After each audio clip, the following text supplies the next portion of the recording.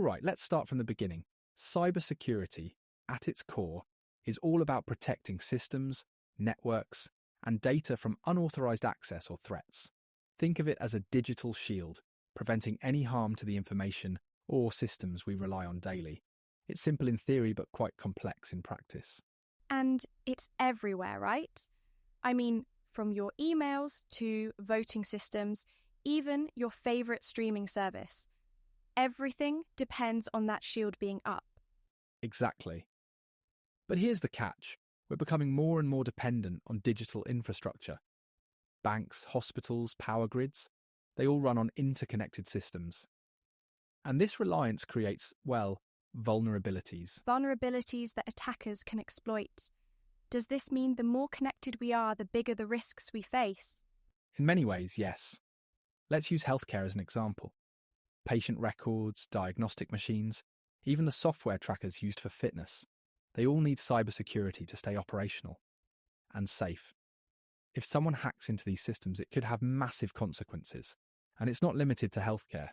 Imagine if power grids were taken offline by a cyber attack. It sounds dramatic, but these things do happen. That's kind of terrifying to think about. But how do organizations even know where they're most vulnerable? They can't protect what they don't see. Good point.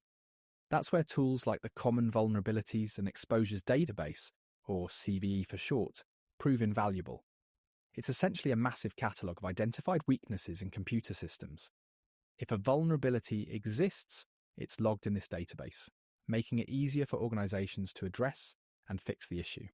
So, it's like a public list of, hey, these are the weak spots. Patch them up fast. Exactly. The idea is that by sharing this information openly, we can collectively strengthen cybersecurity across the board. It's not about keeping problems hidden, it's about ensuring problems get solved. And with so much at stake, that transparency matters a great deal. So, now that we've covered how identifying vulnerabilities is crucial to building strong defenses, let's explore some of the threats that take advantage of these weaknesses. One particularly sneaky method is a backdoor.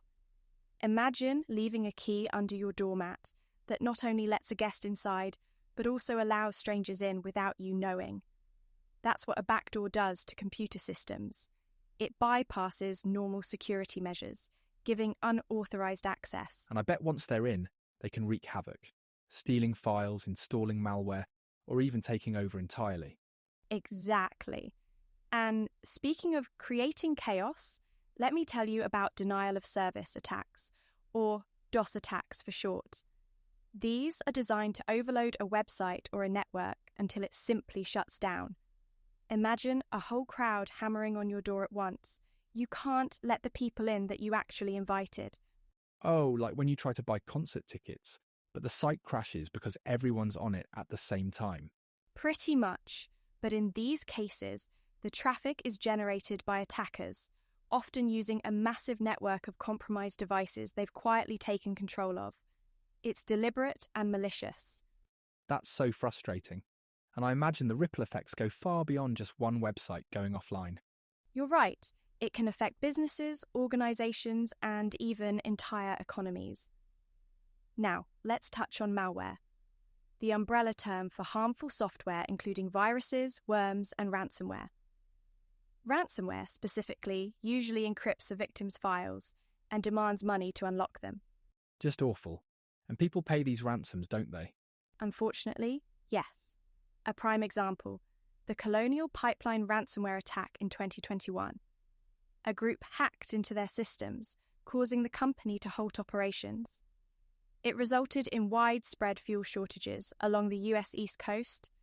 Even the slightest disruption in critical infrastructures like fuel pipelines can lead to chaos. That really shows how connected everything is. One crack in the system and boom, entire industries feel it. Absolutely. And it's why cyberattacks like phishing are so dangerous. These rely on human error, tricking employees into revealing sensitive data through fake emails or websites. It's surprisingly common and still highly effective. And the stats back it up, don't they? I mean, 32% of UK businesses and 24% of charities reported breaches within the last year. Exactly.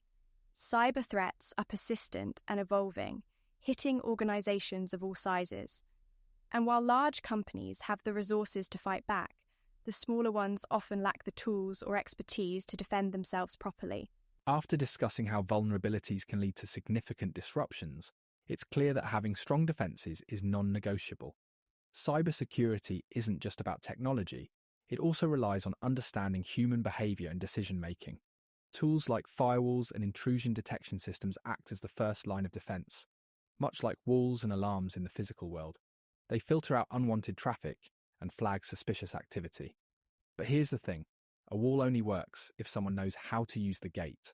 So, you're saying the best tech in the world is pointless if people don't know how to use it effectively? Spot on. That's where human factors come in. Cybersecurity training for employees is critical. Imagine teaching someone to recognize a phishing email, to pause and check before clicking on a link. That simple habit can stop an attack in its tracks. Organizations need to build a culture that values vigilance. It's like muscle memory, right? The more they practice spotting risks, the safer they are. Exactly. And this culture extends to using secure design principles, things like the principle of least privilege, giving each user or system only the access they absolutely need. It limits potential damage if something does go wrong. Think of it as locking away valuables in separate drawers, instead of keeping them all in one big chest. Right. Makes it harder for someone to grab everything if they get in. But how do companies stay ahead when threats are constantly evolving? That's a huge challenge. Continuous security assessments are key, basically checking systems regularly for vulnerabilities. And let's not forget regulatory compliance. Laws like GDPR in Europe set standards for protecting data, forcing organizations to step up their game. But what about tracking down the attackers? I've heard it's almost impossible to figure out who's behind these breaches. You're not wrong. Cybercriminals hide behind layers of anonymity, often using tools to mask their digital footprints. This makes attribution, a fancy word for identifying who's responsible, a tricky business. But even if we can't always catch them, we can strengthen our defences to make attacks less effective. So, what can people listening do, like right now, to protect themselves? Great question. Start with basics. Strong, unique passwords for each account. And use a password manager if you can't keep track.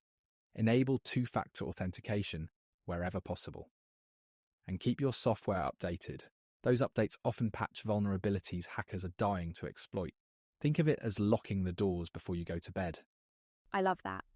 Simple steps. But they make a big difference. It feels empowering, doesn't it? Like you can do something to stay safe. Absolutely. Cybersecurity may seem daunting, but every small action adds up. Whether you're an individual or an organisation, staying vigilant and proactive is the best defence.